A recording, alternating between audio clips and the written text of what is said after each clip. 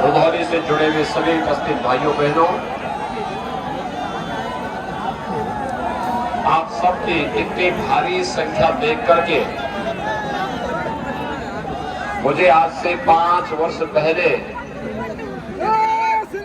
जब मैं रामचंद्र जी के लिए यहाँ पर 2017 के विधानसभा चुनाव में आप सबका समर्थन मांगने के लिए आया था, उस समय की सभा याद आ गई। भाइयों बहनों, 2017 की तुलना में इस बार आपकी संख्या दोगुनी हुई है। तो मैं ये मान करके चलूं कि रामचंद्र यादव जी इस बार पिछली बार की तुलना में दुगने वोटों से जीतेंगे। सभी लोग सहमत हैं?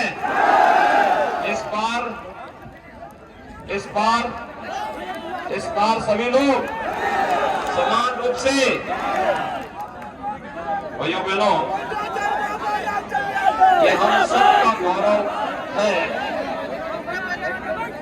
कि हम सबको अयोध्या की पावन धरा पर जन्म लेने का अवसर प्राप्त हुआ। पूरी दुनिया के अंदर ये धरती मर्यादा पुरुषोत्तम भगवान श्री राम की पावन धरा के रूप में जानी जाती है। जिस धरती पर भगवान जन्म लेते हो, उस धरती पर हम सबको जन्म लेने का सौभाग्य प्राप्त हो, तो इससे बढ़कर के सौभाग्य और क्या हो सकता है। और आप सभी अयोध्यावासी इस बात पर गौरव की अनुभूति कर सकते हैं कि जिस धरती पर भगवान जन्म लेते हैं, उस धरती पर हम लोगों ने भी जन्म लिया है। मानते हैं ना? और इसीलिए तो आपके जिले का नाम कुछ और नहीं, कुछ होगा तो केवल अयोध्या होगा। हमने अयोध्या नाम दिया। अयोध्या नामकरण से खुश हैं? पहला वाला नाम ठीक है, नया वाला नाम ठीक है? सभी लोग सहमत है ना? भाइयों बहनों, आप मुझे बात बताइए, अयोध्या भगवान राम की पावन जन्मस्थली है, पावन धरा है। कहते हैं भगवान राम ने सूर्यवंश में जन्म लिया था। सूर्य का मतलब जो हमें रोशनी दे। मुझे एक बात बताइए, 2017 के पहले आपके यहां बिजली आती थी क्या? ये पीछे के लोग नहीं बोल रहे हैं। कॉलेज की बिल्डिंग के सामने जो लोग हैं, वे लोग अपना हाथ बांधे हुए हैं। 2017 के पहले क्या आपको बिजली मिलती थी? और 2017 के बाद बिजली देने में कोई भेदभाव तो नहीं होता ना? सबको बिजली और पर्याप्त बिजली है ना? मोबाइल चार्ज करने के लिए दूसरे गांव में तो नहीं जाना पड़ता है। भाइयों बहनों, पहले बिजली की भी उत्तर प्रदेश में मत और मौसम हुआ करता था। ईद और मुहर्रम में बिजली आती थी, होली और दीपावली में गायब हो जाती। 2017 में यही हुआ था। लेकिन आज तो बिजली समान रूप से मिल रही है ना सभी जगह। और भाइयों बहनों, यही नहीं, लल्लू सिंह जी ने और रामचंद्र यादव जी ने मिलकर के रुधौली के जितने भी गांव और मजरे थे, वहां पर भी बिजली की लाइन पहुंचाने का काम किया। और जो गरीब बिजली कनेक्शन नहीं ले सकते थे, उनको फ्री में बिजली के कनेक्शन भी दिए।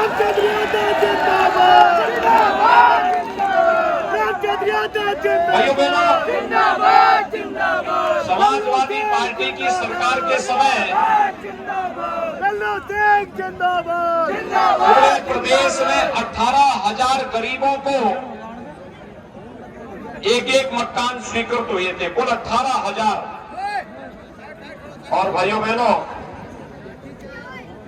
भारतीय जनता पार्टी की डबल इंजन सरकार के समय पूरे प्रदेश के अंदर 43,50,000 से अधिक गरीबों को एक एक मकान मिला है। 43,50,000 और अकेले अयोध्या में 48,400 से अधिक गरीबों को एक एक आवास उपलब्ध कराया गया है।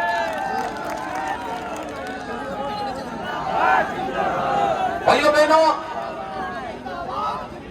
हम लोग कोरोना कालखंड में वर्तमान में हैं। दुनिया के अंदर लाखों लोग मर गए हैं।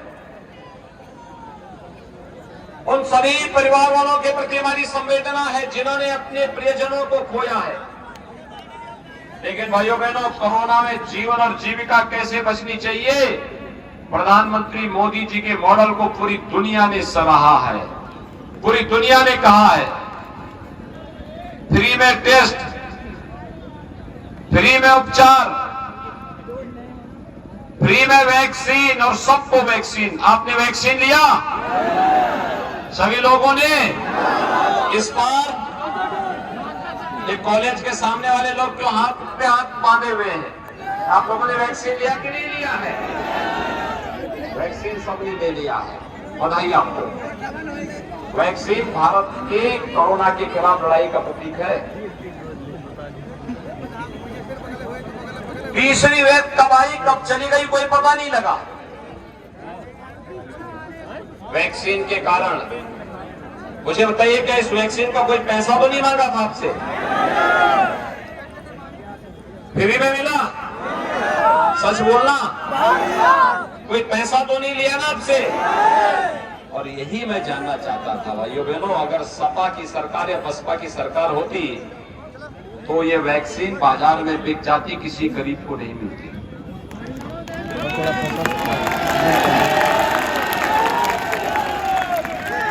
कोरोना कालखंड में मुझे बताओ, हर गरीब को, हर जरूरतमंद को महीने में 2 बार फ्री में राशन मिल रहा है कि नहीं मिल रहा है? और ये राशन के साथ 1 किलो दाल, 1 किलो रिफाइंड तेल, 1 किलो नमक, ये भी है कि नहीं है? सबको मिलना है ना? कोई भेदभाव तो नहीं हो रहा है? भाइयों बहनों, 2017 के पहले राशन कहां चला जाता था? सपा के लोगों के पास चला जाता था।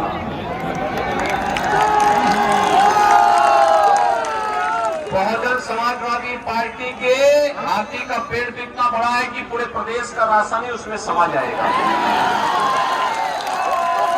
गरीब बेचारा देखता रह जाता था। लेकिन अब तो डबल इंजन की सरकार है, डबल डोज राशन, महीने में 2 बार राशन मिलेगा। और भाइयों बहनों, अभी तो ये शुरुआत है। हमने ये भी तय किया है कि होली और दीपावली में इसके बाद उज्ज्वला योजना के जितने भी कनेक्शन धारी हैं, इन दोनों को फ्री में रसोई गैस भी उपलब्ध करवाएंगे। 8 वर्ष से ऊपर की कोई भी महिला अगर परिवहन निगम की बस में यात्रा करनी चाहेगी तो फ्री में उनकी यात्रा होगी। और यही नहीं भाइयों बहनों, बेटी स्कूल जाएगी, कॉलेज जाने वाली मेधावी बेटी होगी, फ्री में स्कूटी भी देंगे।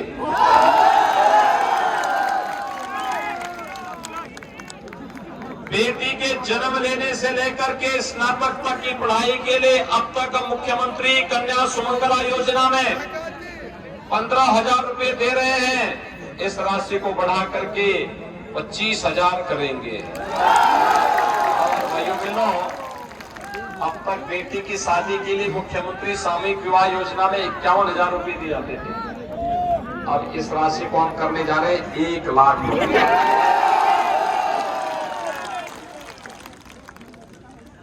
वृद्धजनों को, विधवा महिलाओं को और दिव्यांग जनों को पेंशन समाजवादी पार्टी ने बंद कर दी थी। हमने उनको पहले पुरानी पेंशन दी, इस समय 12,000 रुपए सालाना दे रहे हैं। और हम लोग तय किए हैं कि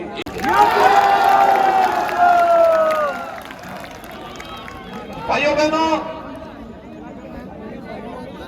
नौजवान भारत की ऊर्जा का आधार है। उत्तर प्रदेश देश का सौभाग्यशाली राज्य है कि सर्वाधिक नौजवान हमारे पास हैं।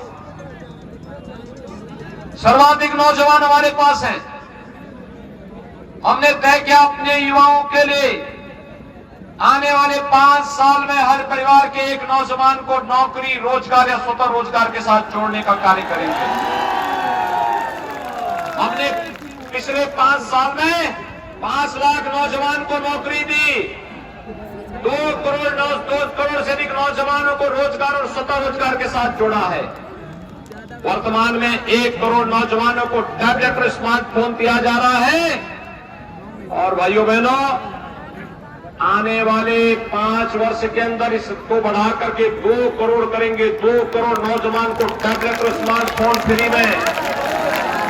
और इसका जो खर्चा लगेगा डिजिटल एक्सेस का, ऑनलाइन एजुकेशन के लिए, ऑनलाइन एग्जामिनेशन के लिए, ऑनलाइन प्रिपरेशन, कंपटीशन की तैयारी के लिए, ये भी डिजिटल एक्सेस भी सरकार फ्री में उपलब्ध कराएगी हर नौजवान को। भाइयों बहनों, पहले प्रदेश के अंदर केवल एक महोत्सव होता था, सिपाही महोत्सव। न राग, न रंग, न भाव, न भाषा, उनको भी नहीं पता होता था क्या है ये।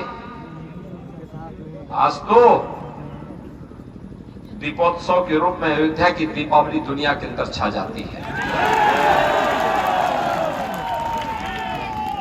आज तो मथुरा वृंदावन की होली रंगोत्सव के रूप में पूरी दुनिया के अंदर छाती है। और यही नहीं, देवताओं की दीपावली कैसे होती है? देव दीपावली काशी की। कुंभ कैसा होना चाहिए? भव्य और दिव्य कुंभ प्रयागराज का आज पूरी दुनिया के अंदर छापा है। उत्तर प्रदेश की नई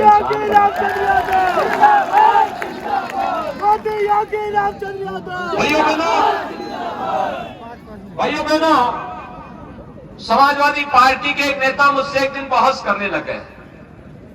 कहने लगे आपने क्या विकास कराए? मैंने कहा हाईवे बनाए, मेडिकल कॉलेज बनाए। कहा मेडिकल कॉलेज? मैंने कहा अयोध्या में भी एक मेडिकल कॉलेज बना दिए। अब तो हम अयोध्या में एक इंटरनेशनल एयरपोर्ट बना रहे हैं। अयोध्या से ही बैठेंगे और देश के अंदर और दुनिया के अंदर कहीं की यात्रा कुछ ही घंटों में पूरा कर लेंगे। अयोध्या में मेडिकल कॉलेज प्रारंभ हो गया है, एयरपोर्ट पर काम चल रहा है। अयोध्या को दुनिया की सुंदरतम नगरी के रूप में स्थापित कर रहे हैं। अयोध्या को, काशी को, मथुरा वृंदावन को, विंध्यवासिनी धाम को।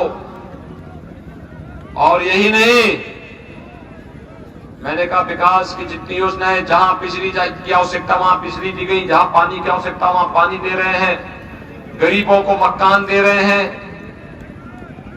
हर जरूरतमंद को उसके अनुसार वो सुविधा दे रहे हैं। कहा कि हमने विकास कराया। मैंने कहा क्या विकास कराया?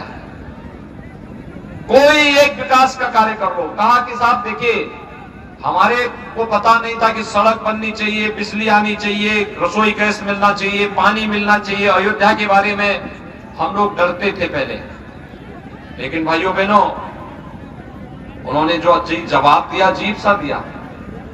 कहते हमने विकास कराया। मैंने कहा क्या? कहा हमने कब्रिस्तान की बाउंड्री वॉल कैसे बना दी। समाजवादी पार्टी का एक ही विकास है भाइयों बहनों, वह है कब्रिस्तान की बाउंड्री वॉल। बाकी गरीबों को मकान नहीं, गरीबों को राशन नहीं। ये जो राशन का पैसा है, गरीब के मकान का पैसा है, गरीब के शौचालय का पैसा है, मेडिकल कॉलेज का पैसा है, एक्सप्रेस हाईवे का पैसा है, सारा का सारा पैसा इनका इधर वाला मित्र पटार जाता था, अपने घर में पकड़ा जाता था।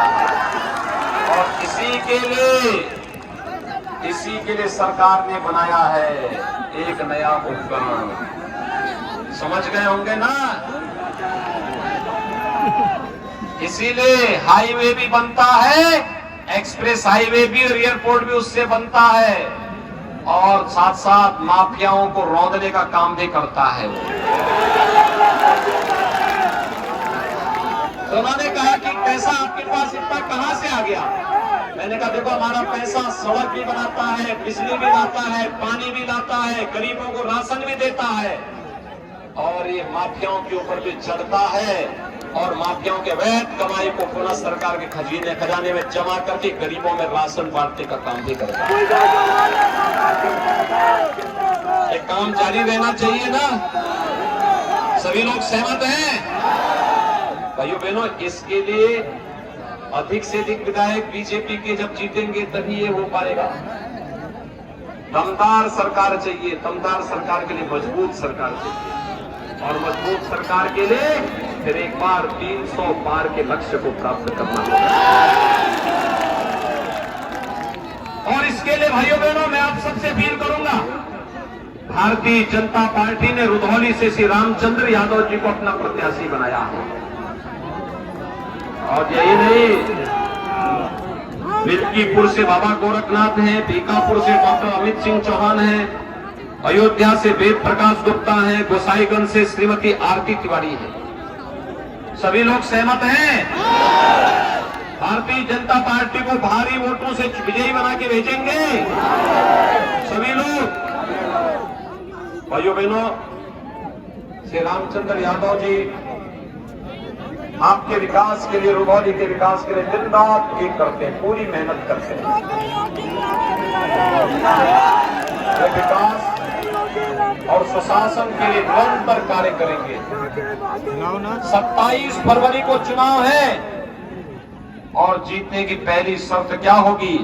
पहले मतदान, पहले मतदान, पहले मतदान। सभी लोग सहमत हैं? भारी बहुमत से विजयी बनाएंगे, निश्चित होकर के जाओ। हम मान करके चले कि जब परिणाम आएगा तो 325 से ज्यादा सीटें जीतेंगे। सहमत हैं? दोनों हाथ पकड़ करके मेरे साथ बोलेंगे। जहां तक आवाज जा रही है, कमल के चुनाव चिन्ह का समर्थन करते हुए मेरे साथ बोलेंगे, भारत माता की, भारत माता की, भारत माता की जय श्री राम, जय जय श्री राम।